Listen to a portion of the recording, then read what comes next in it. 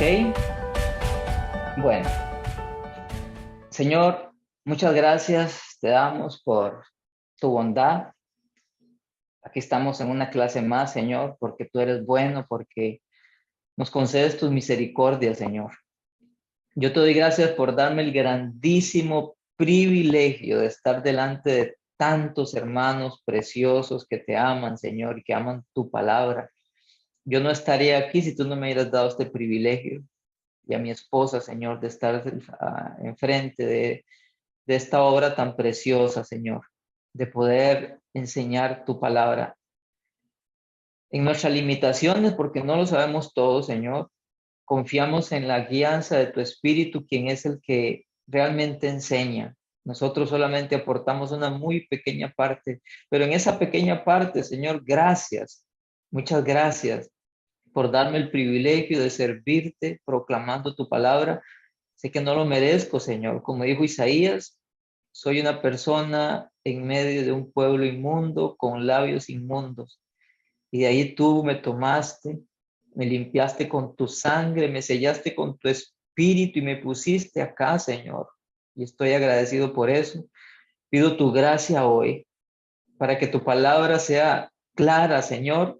Y mi deseo es que aún con mis limitaciones, tu espíritu pueda enseñarnos, porque yo también soy alumno, de tal manera, Señor, que podamos aprender, porque tú dijiste que tu palabra nos daba libertad y queremos ser libres en todo, Señor, para poder tener tu plenitud, para poder servirte, Señor. Y que todos aquí podamos ser como un ejército, Señor, que estamos siendo entrenados no para destruir personas, no para matar, no para hacer daño como hacen los ejércitos humanos, sino para edificar tu reino.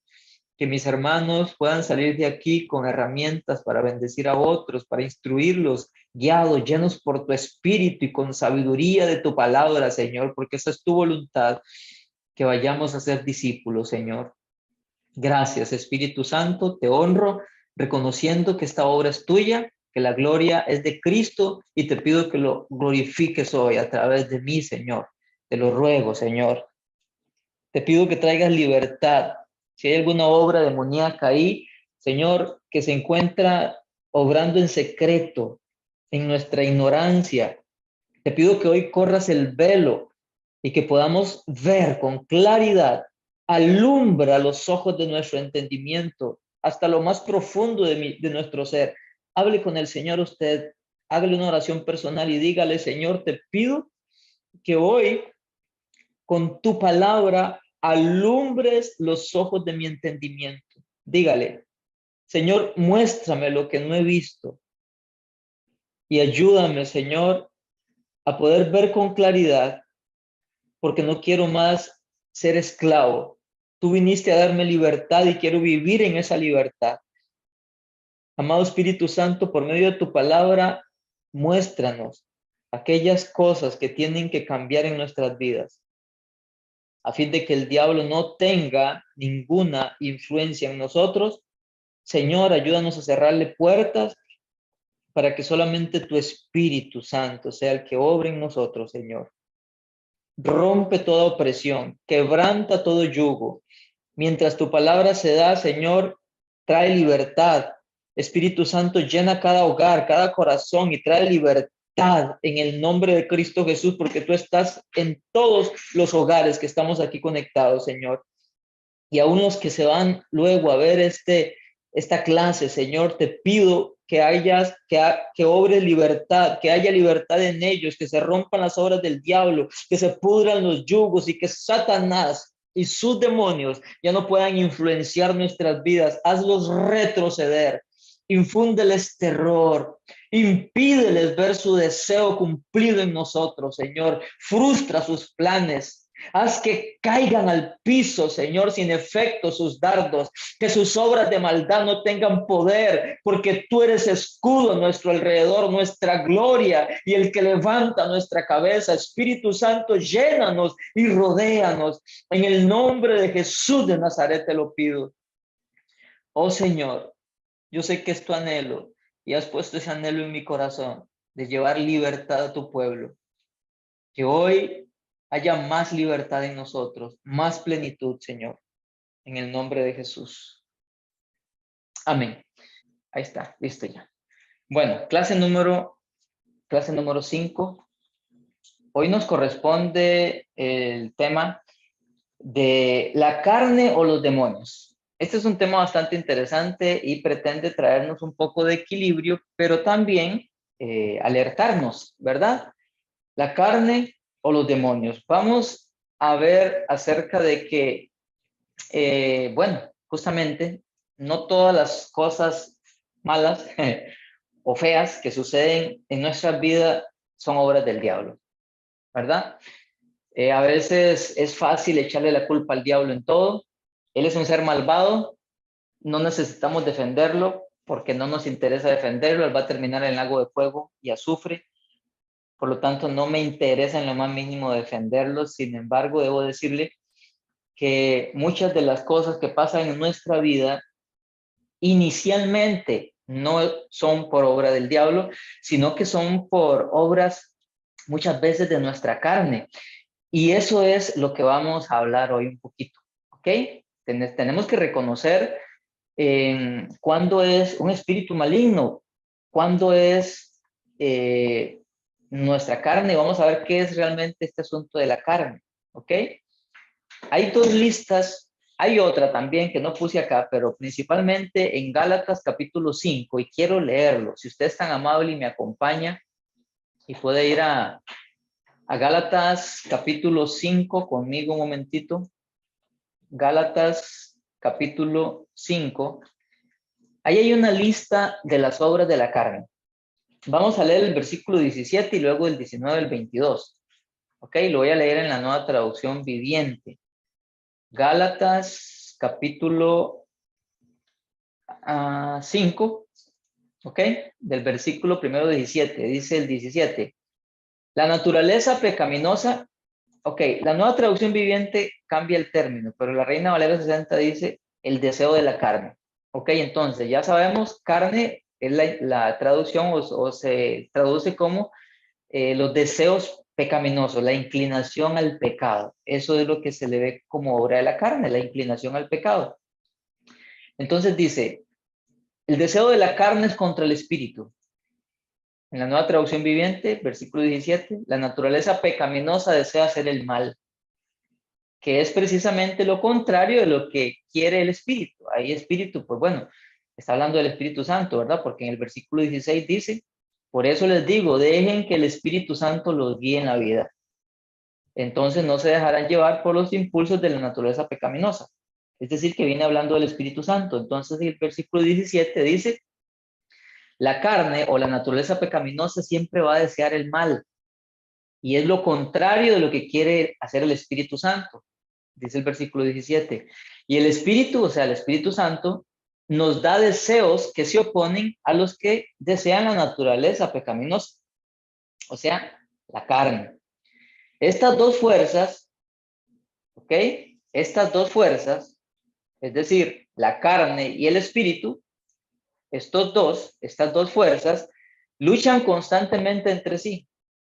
No significa que ahí el Espíritu Santo está ahí peleando con nosotros porque somos muy fuertes, no, sino que la inclinación, los impulsos que el Espíritu Santo nos pone van por un lado y los impulsos de nuestros deseos pecaminosos van por otro lado. A eso se refiere, ¿verdad? No es que ahí está en una batalla, porque ¿quién puede pelear contra el Espíritu Santo? Si hasta los mismos demonios se doblegan ante él es todopoderoso, ¿verdad?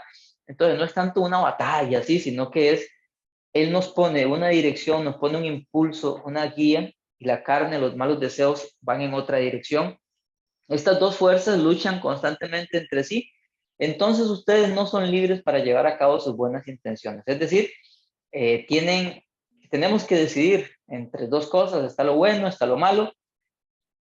Luego de este panorama donde se nos dice que tenemos al Espíritu Santo queriendo guiarnos por un lado y nuestros deseos yendo por otro lado, se nos habla y se nos pone al descubierto. Hay algo que lucha en nosotros y no son los demonios. Ahí está claro, es la carne. ¿Ok? Vea que partimos del hecho de que tenemos en nosotros una fortaleza que todos los días y todo el día lucha para que nosotros hagamos lo malo. Repito, no es el diablo. El diablo se puede aprovechar de eso, por supuesto. El diablo nos pone tentaciones basadas en nuestras tentaciones, por supuesto. Pero inicialmente somos nosotros, ¿ok? Somos nosotros. Ahora, ¿cuáles son esas inclinaciones pecaminosas, esas obras de la carne? Ahí comienza la lista en el versículo 19.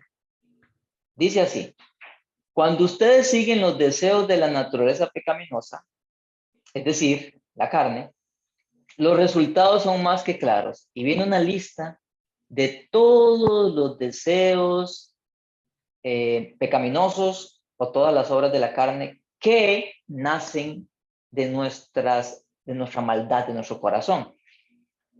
Los resultados son más que claros: inmoralidad sexual, impureza, pasiones sensuales, idolatría, hechicería, hostilidad, peleas, celos, arrebatos de furia, ambición egoísta, discordias, divisiones, versículo 21, envidia, borrachera, fiestas desenfrenadas y otros pecados parecidos. Es decir, es como Pablo diciendo, y la lista continúa. Cuando dice inmoralidad sexual, ahí va la homosexualidad, bisexualidad, eh, eh, lesbianismo, masturbación, pornografía, todo lo que tiene que ver con prácticas sexuales van en la inmoralidad sexual y en la impureza. ¿Ok? Entonces, ahí tenemos una lista bastante, bastante grande, ¿verdad? Ahora, tenemos otra lista que no la puse en el documento, que está en Primera de Corintios, capítulo 6, versículos 9 y 10, que dice: no se dan cuenta de que lo que hacen lo malo heredarán el reino de Dios. No se engañen a sí mismos. Los que se entregan al pecado sexual, rinden culto a los ídolos, cometen adulterio, son prostitutos, practican la homosexualidad, o son ladrones, o avaros, o borrachos, o insultan, o estafan a la gente, ninguno de estos heredan el reino de Dios. Es decir, en Primera de Corintios, capítulo 6, del 9 al 10, tenemos otra lista. Esa no la puse en el documento, así que usted apúntela. Y tenemos otra lista que está en Efesios, capítulo 4. Efesios capítulo 4, comienza en el versículo 25. Efesios capítulo 4, versículo 25. Viene: así que dejen de decir mentiras, digamos siempre la verdad, no pequen al dejar que el enojo los controle, ¿ok? Mentiras, enojo, versículo 26, enojo, versículo 27, el enojo da lugar al diablo, versículo 28, ladrón, deja de robar, usa tus manos en un trabajo digno, versículo 29, lenguaje grosero, ofensivo, versículo 30, no entristezcan al Espíritu Santo con la manera en la que viven, versículo 31, amargura, furia, enojo, palabras ásperas, calumnias, mala conducta. Y creo que en capítulo 5 todavía sigue la lista. Capítulo 5 de Efesios, versículo 3, dice que no haya ninguna inmoralidad sexual, impureza, ni avaricia entre ustedes. Y si se van a Colosenses capítulo 3, hay otra lista. Por eso Pablo dijo en Gálatas 5, y otras cosas semejantes. Si usted ve, es una lista enorme de lo que la Biblia le llama obras de la carne. Inclinaciones pecaminosas. Todo lo que la Biblia le llama deseos pecaminosos, carne. Así que cuando hablamos de carne no se refiere a este cuerpo, a ese cuerpo que usted tanto alimenta con la comidita y el fresquito y que usted se echa el sueñito para cuidarlo. No se refiere a esa carne, se refiere a los malos deseos, a los impulsos pecaminosos. Desde el principio, a partir del momento en que el hombre volvió la espalda a Dios en rebelión, él ha estado sujeto a dos principales males espirituales: el pecado y los demonios. ¿Ok? El pecado y los demonios. El efecto del pecado es universal y total, por cuanto todos pecaron y están destituidos de la gloria de Dios. A mí me llama tanto la atención, yo sé que es por ignorancia, de que en el mundo dicen que nosotros los seres humanos somos buenos, que nosotros no somos malos, que cómo Dios va a castigar a la humanidad si la humanidad es buena. Y vea lo que dice Romanos 3:23. Por cuanto todos pecaron, están destituidos de la gloria de Dios. El ser humano por naturaleza es rebelde contra Dios desde el principio. Y aunque no violen, aunque no maten, hay una rebelión en el corazón. Y usted lo ve fácil. La gente no quiere acercarse a Dios. Y aún en la iglesia, muchos están ahí y siguen teniendo doble vida. Una cosa es tener doble vida y otra cosa es fallar. El que falla, el que se equivoca y peca, pero se duele, demuestra que sí ama a Dios, pero está en una lucha. Pero el que tiene doble vida, aún en la iglesia, está destituido de la gloria de Dios. ¿Por qué? Porque sigue pecando voluntariamente, no ha cambiado. Ese es el mal del ser humano, el pecado. El pecado ha corrompido a la raza humana como un todo y cada área de la personalidad de forma individual. De forma global y de forma individual, el ser humano está corrompido.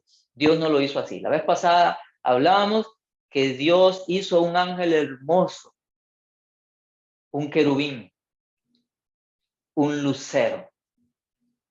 Pero él se corrompió voluntariamente y se convirtió en Satanás, diablo, dragón, serpiente antigua. Dios hizo a un querubín hermoso, protector. Él se corrompió. Dios hizo a los seres humanos preciosos, a su imagen y semejanza. Sí, pero nosotros nos corrompimos voluntariamente. Así es. El pecado ha corrompido a la raza humana. La personalidad, así corrompida por el pecado, se llama en el Nuevo Testamento nuestro viejo hombre. ¿Sí? No es que el viejo hombre es el señor de 70 o de 80 o de 90. El viejo hombre es esa parte caída de nosotros. Cuando nacemos de nuevo, se nos da un nuevo corazón, el Espíritu Santo viene a habitar en nosotros, pero todavía hay una inclinación a la maldad. Y eso va a estar en nosotros hasta el día en que muramos o hasta que seamos arrebatados por el Señor. Va a haber una lucha contra inclinaciones a hacer el mal. La diferencia entre un nacido de nuevo y un no nacido de nuevo es que el nacido de nuevo tiene la ayuda del Espíritu y ya no es esclavo del pecado, puede escoger pecar o no pecar. Pero un no nacido de nuevo no puede escoger porque simplemente es esclavo. No puede decirle no al pecado. Y tal vez lo hará por apariencias, de forma pública. Dijo un predicador que un hombre estaba en un restaurante, le dieron un vuelto, andaba con una mujer y cuando a él le dan ese vuelto, le dan más plata de la cuenta, él se va, se da cuenta de que le dieron más plata, se regresa y le dice, disculpe, vea, ustedes me dieron mal el vuelto, me dieron mucha más plata de la que tenían que darme. Entonces se da cuenta ahí el gerente, dicen, no puedo creerlo, todavía hay gente íntegra, esto merece que sea publicado. ¿Usted me lo permitiría? Y él le dijo, no, discúlpeme, es que, vean, la verdad es que esta señora con la que yo ando ya no es mi esposa y yo preferiría tenerlo así en secreto. Entonces el hombre era íntegro, pero era adúltero. Entonces hay veces que aun cuando hacemos buenas obras, la verdad es que en lo profundo nosotros somos corruptos y esclavos del pecado. Cuando nos entregamos a Jesús, Él nos transforma en naturaleza. Ya no somos esclavos del pecado, pero ahora, aunque la tentación viene, ahora nosotros tenemos el poder del Espíritu para elegir pecar o no pecar. Eso fue lo que le pasó a Adán en el principio. Él no era esclavo del pecado. Él podía elegir no pecar, pero pecó. Entonces, eso es el viejo hombre, aquella parte corrompida, caída, con la que siempre estamos luchando y batallando. Es nuestro viejo hombre. Romanos 6:6, o la carne. Gálatas 5:24. El viejo hombre describe la naturaleza rebelde que cada uno de nosotros ha heredado de nuestro primer padre, Adán. Deje de leer la Biblia un mes, deje de orar un mes, deje de ir a la iglesia un mes y le aseguro que ese viejo burro comienza a rebuznar. Ese viejo perro hambriento y rabioso va a empezar a manifestarse. ¿Por qué? Porque la Biblia nos enseña que una vez que venimos al Señor, tenemos que renovarnos constantemente en nuestro hombre interior. Tenemos constantemente que permanecer vigilantes. Por eso la Biblia nos llama a permanecer vigilantes. ¿Por qué? Porque si nos descuidamos, mis hermanos, ese viejo hombre va a querer tomar fuerza en nosotros. ¿Listo? ¿Ok? Adán no tuvo ningún hijo hasta que se encontró en un estado de rebelión contra Dios. Él no tuvo un hijo estando en su calidad de un hombre perfecto. Perfecto, entiéndase que no era esclavo del pecado todavía. Fue hasta que se rebeló y cayó que él se reprodujo. Por lo tanto, ya él estaba corrupto y todos sus hijos, hasta nosotros, vinimos a un estado de corrupción.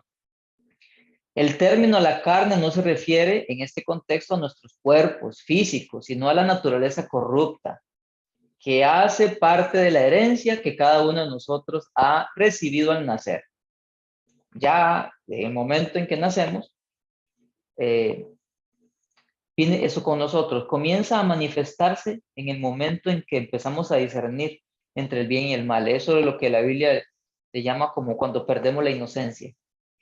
¿Ok? No hay una edad específica. Puede suceder a los 3 años, a los 4.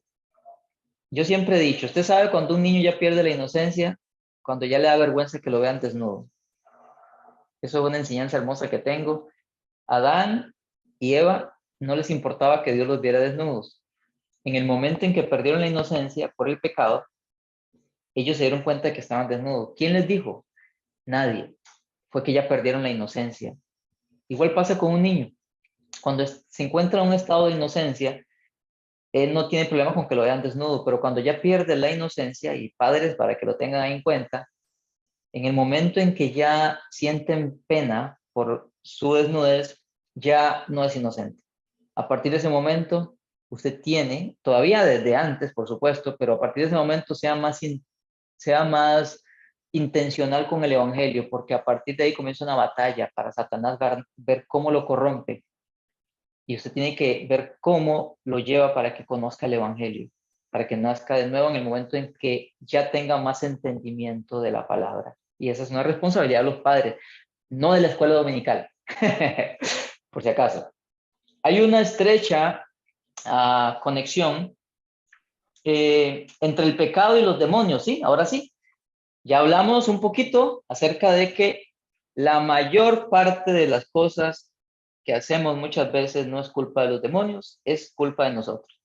Que Él nos ponga la trampa puede ser, que Él nos ponga la tentación puede ser, pero a final de cuentas es por, dice Santiago, las concupiscencias. Santiago compara muy hermoso, creo que Santiago 1 compara el proceso del pecado con el embarazo, que es algo que va naciendo en nosotros hasta que se da a luz el pecado.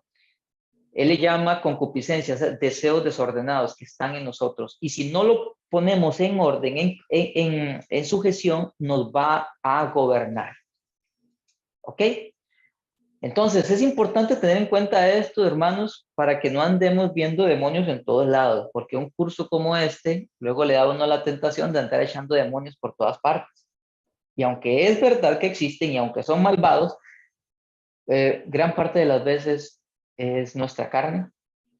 ¿Ok? Ahora, sí es cierto que hay una estrecha conexión entre el pecado y los demonios. Por supuesto que sí. Si la humanidad no hubiera pecado, jamás, nunca hubiéramos sido vulnerables a los demonios, por supuesto. Por causa del pecado es que nosotros le damos lugar a que ellos hagan todo lo que hacen en nuestras vidas. Vamos a ver varios versículos que nos dan una luz acerca de cómo el pecado está relacionado con la influencia espiritual de los demonios, ¿verdad? Juan 5:14. Pero después Jesús lo encontró a un paralítico que le había sanado. Lo encontró en el templo y le dijo, ya estás sana, así que deja de pecar o podría sucederte algo mucho peor. Ese podría sucederte algo mucho peor, abre la puerta a muchas cosas. ¿Ok? Entonces él le dije, ya te sané. Él le dice, ya te sané, pero deja de pecar. Ahí lo que le está diciendo es, porque el pecado tiene consecuencias graves. Eso es lo que le está diciendo el Señor. Y si sigues pecando, te puede suceder algo peor. ¿Ok? Ya ahí el Señor nos está diciendo las consecuencias graves del pecado. Y entre ese algo peor, créame, por el entendimiento que tenemos de las Escrituras, que puede venir influencia demoníaca. Hechos 5:3. Entonces Pedro le dijo, Ananías, ¿por qué has permitido que Satanás llenara tu corazón?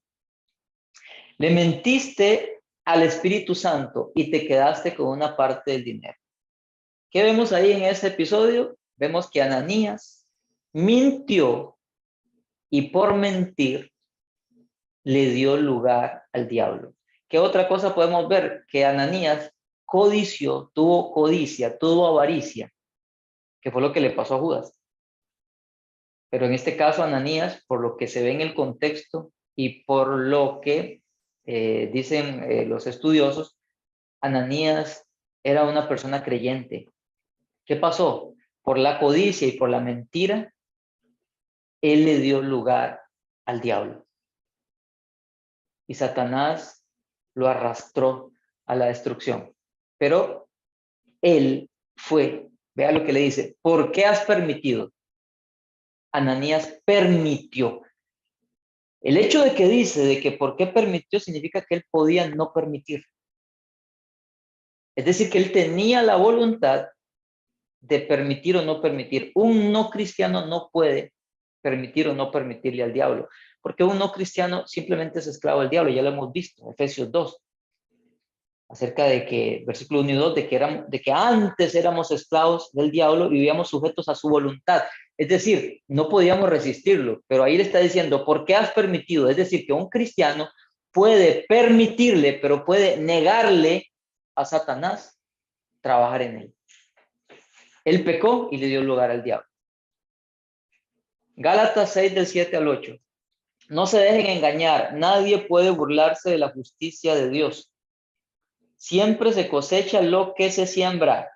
Los que viven solo para satisfacer los deseos de su propia naturaleza pecaminosa cosecharán de esa naturaleza destrucción y muerte.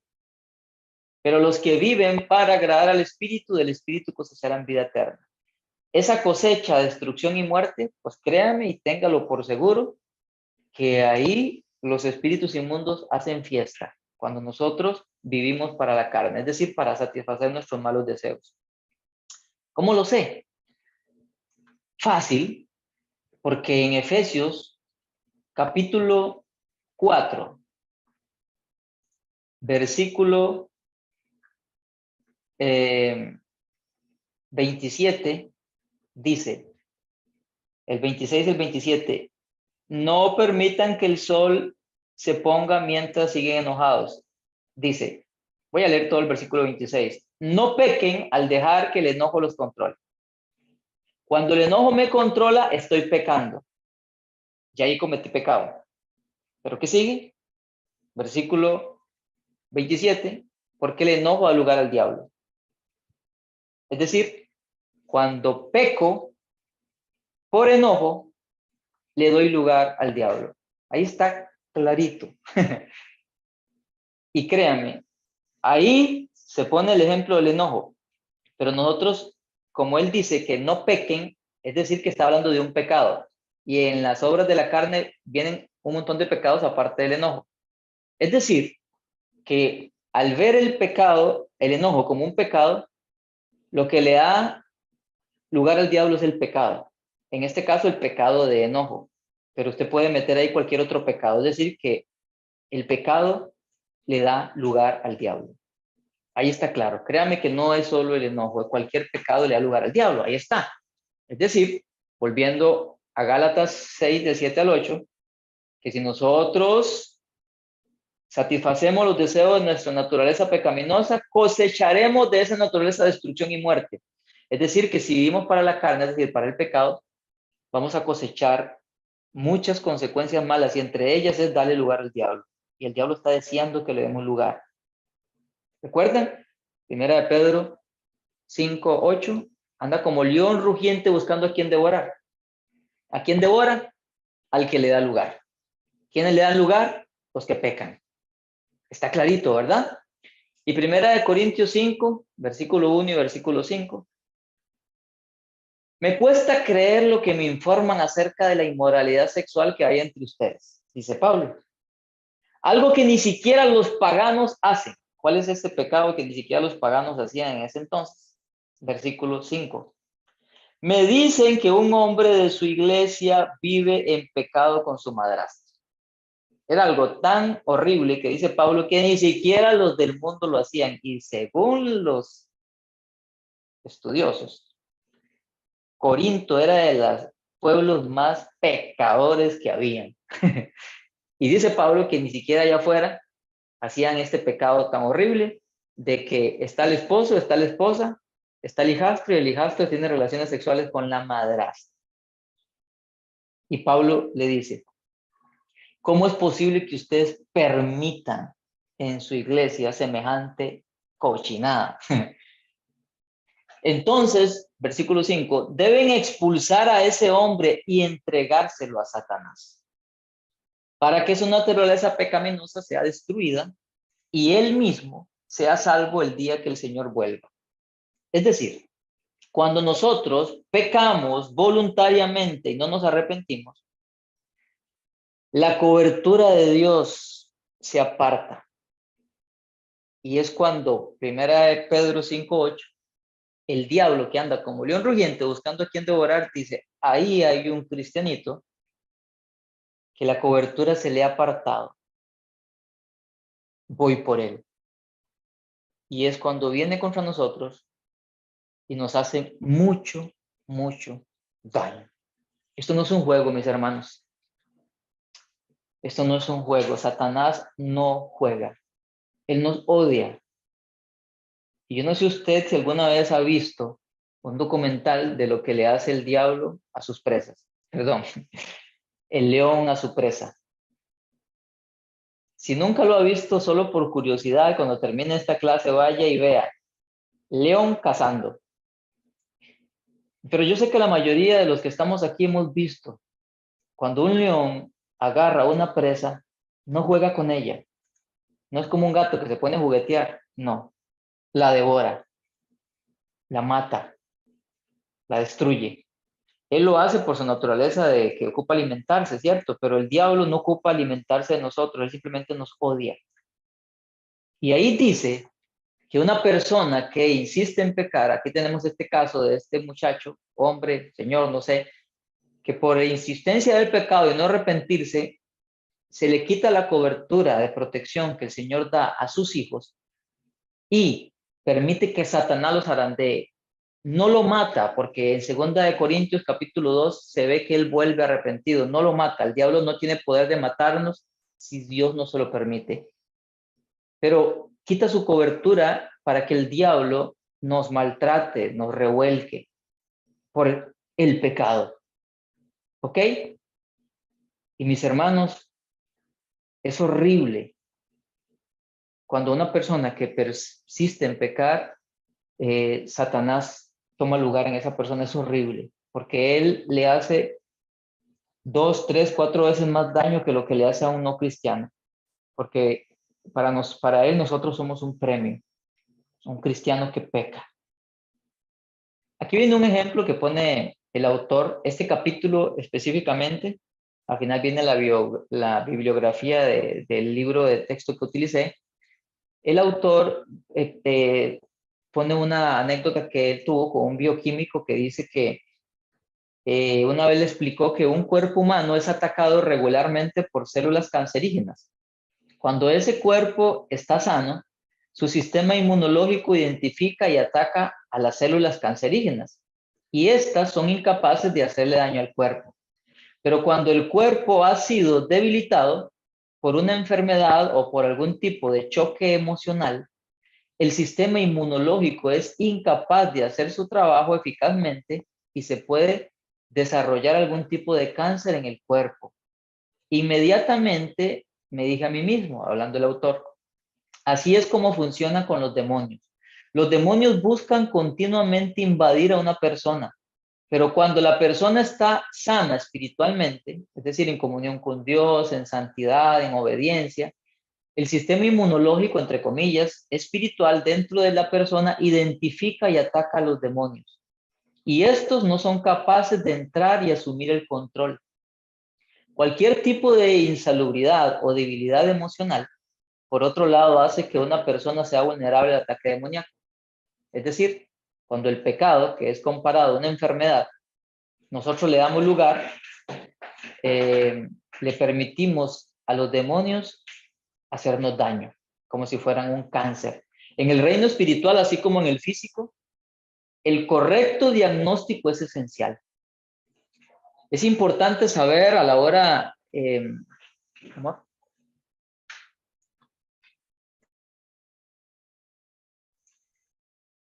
Es importante saber a la hora de confrontar nuestros propios problemas o aquellos de las demás personas con qué estamos tratando.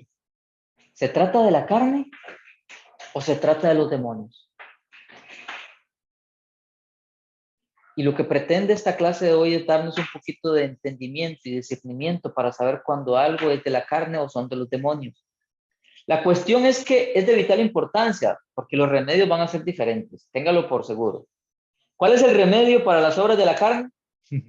La crucifixión, morir. Jesús dijo, apúntelo por ahí, Lucas 9:23. Él dijo, todo aquel que quiere venir en pos de mí, tiene que negarse a sí mismo. En otra versión dice, abandonar su manera egoísta de vivir. Tomar su cruz cada día y seguirme. Tomar su cruz significa morir. Toda persona que siga a Jesús tiene que morir cada día a sus malos deseos. Esa es la cruz. Así como Él fue a la cruz, nosotros tenemos que cargar la cruz. Y este cargar la cruz cada día habla de morir a nuestros deseos egoístas. ¿Por qué? Antes dice, abandonar su manera egoísta de vivir. ¿Ok? Ese es el remedio para la carne. Crucificar nuestros deseos. Por la muerte expiatoria de Jesús en la cruz, Él canceló la acusación que el pecado tenía sobre nuestra naturaleza carnal. Pablo lo afirma como un hecho histórico. Nuestro viejo hombre fue crucificado juntamente con Jesús. Romanos 6:6. Pero cada uno de nosotros debe hacer una aplicación personal de la cruz a su naturaleza carnal. Sí, porque tal vez el problema suyo de la carne no es el mismo mío. Entonces usted tiene que crucificar algo diferente a mí. Usted tiene que morir a algo diferente que yo, ¿verdad? Pablo dice, por tanto, en Gálatas 5:24, pero los que son de Cristo han crucificado la carne con sus pasiones y deseos. Es decir, que los que siguen a Jesús constantemente toman la decisión de morir, es decir, de renunciar a los malos deseos que tienen. Eso se llama, o es lo que quiere decir ahí con, han crucificado la carne con sus pasiones y deseos. Es decir, han tomado la determinación de no volver a practicar voluntariamente los pecados que antes hacían. ¿Por qué? Porque ya ama tanto a Cristo que renuncia al pecado. Aquel pecado que causó que Jesús muriera en la cruz. Una vez que hayamos hecho esta aplicación personal de la cruz, podemos hacer eco de las palabras de Pablo en Gálatas 2:20. Con Cristo estoy juntamente crucificado. Ya no vivo yo, más vive Cristo en mí. ¿Qué significa? Que ya ahora no vivo para satisfacer mis malos deseos, vivo para hacer su voluntad. Qué bonito, ¿verdad? La crucifixión es entonces el remedio para nuestra naturaleza carnal, es decir, morir a nuestros malos deseos. Es el remedio para no ser arrastrados por el pecado. ¿Ok? Es un remedio que cada uno de nosotros necesita aplicar personalmente. Y agrego, cada día. El remedio para los demonios es diferente. ¿Cuál es? Ya lo vimos antes, expulsarlos, resistirlo. Lo vimos en la clase anterior o tras anterior. Es decir, cuando es una obra de la carne, ¿cómo lo sabemos? Vamos a ver la gran lista que hay. Ah, es una obra de la carne. ¿Qué hago? Arrepentirme, pedirle perdón al Señor, renunciar a esa práctica, dejar de practicarlo. Y a veces ayuda mucho testificar al esposo, a la esposa, a un amigo maduro, a un pastor, a una amiga madura, que sea, no que sea un chismoso o una chismosa, sino que sea fruto de realmente una persona que camina en santidad y madurez. Es importante, a veces la confesión ayuda mucho, ¿ok? Renunciar. Ayuda mucho a veces decir, mire, yo he estado con esta lucha, ya le pedí perdón al Señor, me arrepentí y tomé la determinación de dejar de practicarlo. Yo quiero contárselo a usted porque yo quisiera que usted sea como una persona que me apoye. Quisiera rendirle cuentas a usted. A veces cuando hay alguien para rendir cuentas, cuesta más seguir practicando el pecado. Entonces se hacen reuniones semanales. No tiene que ser un pastor, puede que ser alguien maduro, alguien creyente, que dé buenos frutos. ¿Y qué es lo que pasa entonces? Rendir cuentas. Esa persona le pregunta una semana después, mira cómo estás, mira cómo vas con aquello que me contaste. O esta otra persona, la que está en el proceso, le dice, mira, podrías orar por mí, estoy teniendo tentación de esto. Y como ya la persona sabe qué es, ora y lo apoya. ¿Ve? Así se trata con las obras de la carne. Tiene que haber un acto radical.